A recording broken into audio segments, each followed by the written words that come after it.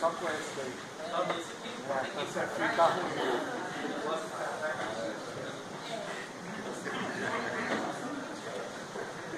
Quebrou o clima.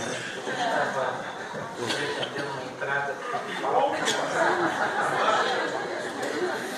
Meus amados irmãos e irmãs, a paz do Senhor para todos. Conta-se que certo ator shakespeariano foi convidado para declamar as mais lindas poesias de todo o mundo. E fluiu uma grande multidão para poder ouvir aquele experiente ator fazer a declamação daquilo que era considerado a pérola da poesia de cada país. Depois de ele declamar várias poesias, ele resolveu, portanto, declamar o Salmo de número 23.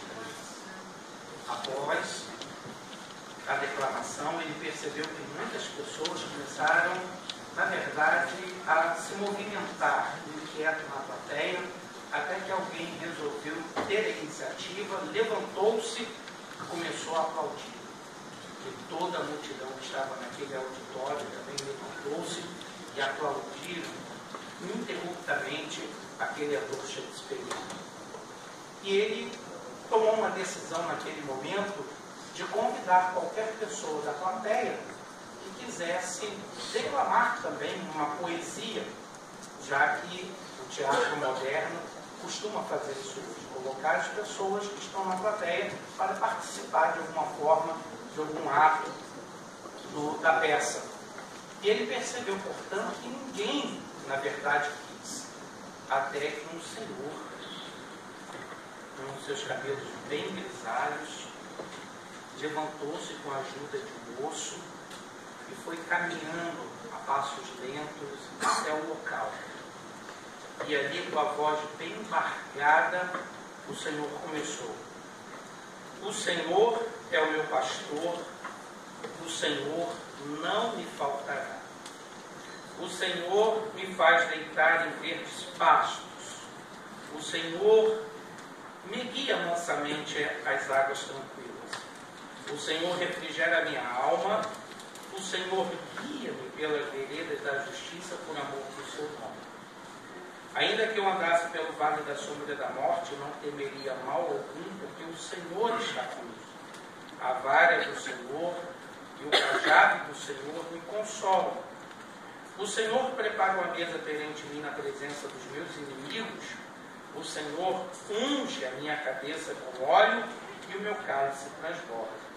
Certamente que a bondade e a misericórdia me seguirão todos os dias da minha vida e habitarei na casa do Senhor por longos dias.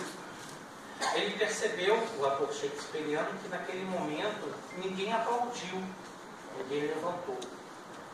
Mas uma grande comoção tomou conta daquele auditório, pois todas as pessoas que ali estavam, homens e mulheres, que apreciavam boas e lindas declamações e já estavam muito acostumados com isso, começaram, portanto, a chorar. Enxugaram seus olhos numa grande comoção, e ele ficou impressionado com aquilo. E ele se aproximou daquele homem, cravou suas mãos no ombro daquele homem e disse: velho, o que tu fizeste com esta plateia? Eu declamei este mesmo salmo, e o que eu consegui foi retirar das pessoas aplausos. Mas eu vejo que você falou ao coração dessas pessoas. O que tu fizeste? Qual o teu segredo? E aquele homem, muito calmamente, olhou para ele e disse: é que enquanto você conhece o salmo do bom pastor, eu conheço o bom pastor do salmo. E é justamente essa perspectiva que apresenta o Salmo de número 23. Este salmo é o salmo do povo de Deus, por algumas razões específicas. Primeiro, este salmo é o salmo da Edá Israel, da congregação de Javé no Antigo Testamento. É o salmo daquilo que o povo de Deus sempre considerava pertencente ao Senhor e o Senhor pertencente a ele. Não foi sem razão que o próprio salmista organizou esse lindo e belo poema, fazendo citação a 7 nomes divinos, que representa o número 7, o número do próprio Deus. Então, 7 nomes divinos, esse salmo se refere, fazendo referência à perfeição do caráter e da natureza do próprio Deus. 7 é o número de nomes divinos que aparecem neste salmo, representando a totalidade da perfeição divina e dos seus atributos. E 12 são as bênçãos determinadas para o povo do Senhor. Isto é, 12 bênçãos, 12 heranças, 12 promessas, 12 beatitudes que nunca faltarão ao povo de Deus. E não é mera coincidência saber que as tribos de Israel são 12.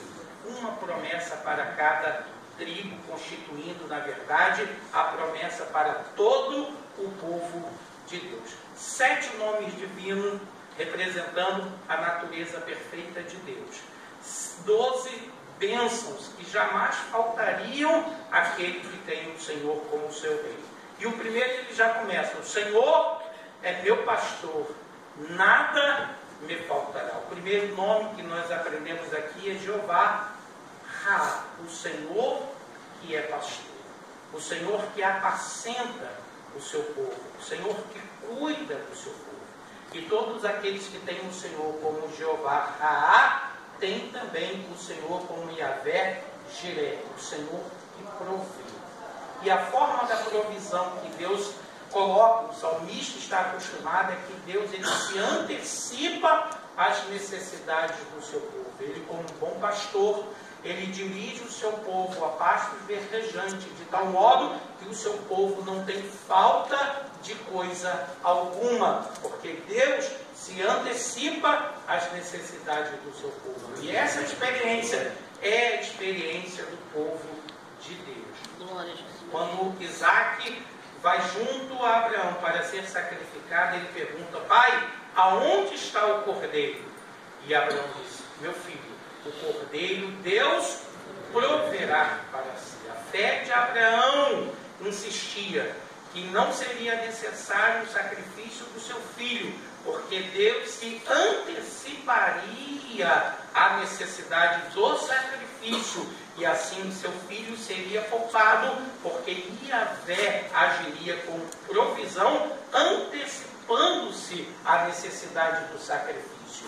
E essas duas expressões, Yahvé Ra, o Senhor que é pastor, e Yahvé Jireh, o Senhor que é provisão, são justamente as duas expressões que abrem as beatitudes que se insere o Salmo de número 23. Por isso, a ovelha pode deitar-se em pastos verdejantes. Como, portanto, uma ovelha pode deitar-se diante de pastos? Somente se ela estiver satisfeita, se houver nela satisfação. E aquele, portanto, que tem a Yahvé, tanto como pastor, como também como provedor, é alguém que está plenamente satisfeito com as bênçãos que advêm do próprio Senhor. E é esta, portanto, a promessa que o próprio Noé disse a Sem, seu filho: a bênção para Jafé, uma maldição para Canaã. E diz claramente que Jafé habitará nas tendas de Sem. Esta é a bênção de Jafé. Mas quando se aproxima-se de Sem, diz o próprio Noé: bendito seja o Senhor, Deus de Sem. Mas por que bendizer ao Senhor, Deus de Sem, e não necessariamente abençoar a Sem com alguma promessa? Porque Sem, que tem o Senhor, ele, portanto, não necessita da bênção, porque ele tem o próprio abençoador. E Sem, portanto, estaria satisfeito, porque o Senhor é a bênção de próprio Sem, como o Senhor é a bênção do seu próprio povo. E quem tem, portanto, o Senhor, Jeová Jiré, tem também a mesma bênção de Sem, que é o seu Senhor, como sua herança. E, portanto, ele tem satisfação no Senhor, porque uma ovelha só pode deitar-se sobre um pasto verdejante se ela estiver saciada, se ela estiver satisfeita, apresentando que Deus é a satisfação e a recompensa do povo de Deus. Uma outra bênção que aparece: guia-me mansamente a águas tranquilas. O nome de Deus que aqui aparece é Yahvé Shalom, o Senhor que é paz. E o conceito da revelação do nome de Yahvé Shalom aparece justamente dentro do contexto de guerra, do contexto de batalha, do contexto de angústia, querendo dizer, portanto, que ter a Yahvé Shalom, ter o Senhor que é a paz, não significa uma paz que é obtida num passear numa floresta, ao contemplar o pôr ou o nascer do sol, ao estar numa montanha, que possa ser que algumas pessoas achem que podem obter paz dentro de uma tranquilidade da vida moderna. Entretanto, a paz que Yahvé oferece ao seu povo, a paz que Yahvé oferece ao guerreiro, não é a paz obtida na tranquilidade da cidade, mas é a paz que se obtém no calor da batalha. É a paz que se obtém mediante a guerra. É a paz que se obtém no calor da batalha e nos ferimentos obtidos dentro da guerra. O contexto da revelação de Yahvé Shalom é no contexto da guerra, não é no contexto da paz. É dentro do contexto da batalha e não dentro do contexto da quietude, querendo nos afirmar que todos aqueles que têm o Senhor como pastor e têm o Senhor como provedor, também o têm como o Senhor da paz. E o Yahvé da paz concede paz ao guerreiro no meio da batalha. É o sol escaldante crepitando sobre a cabeça de Abraão. É justamente a caminhada íngreme do Sinai, rasgando os pés de Moisés. É justamente nas intempéries do deserto que o adorador recebe de Yahvé Shalom a mais perfeita paz. Aquela paz que não é a ataraxia dos gregos, como se diziam os estoicos, que se chega, portanto, por meio da meditação e do conhecimento ao estágio de imperturbabilidade, da qual os estoicos chamavam de ataraxia. E isto conseguido por meio da meditação e dos períodos de paz. Aqui, a paz que Yahvé concede é dentro do calor da batalha, do crepitar dos espinhos sobre os nossos pés. É aqui que o grande guerreiro de Yahvé, salmista Davi, disse que obtinha paz no pior dos momentos das guerras.